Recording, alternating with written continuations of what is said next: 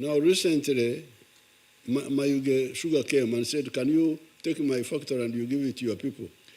Duzi Mayuge yaje yali akati ife ky'okuzimba ekyuma lwaki oyidda n'ogula kyuma kyaife kino n'okiga abantu bo.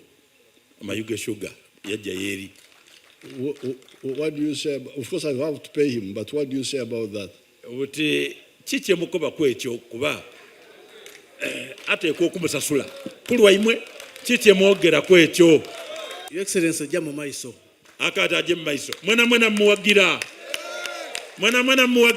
Yes. Kale, we shall negotiate and we take over Mayuge, the one on the way here. Mpegano.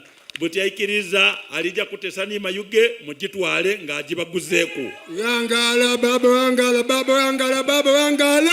Download the app on App Store or Google Play Store now. Vision Digital Experience, the future of media.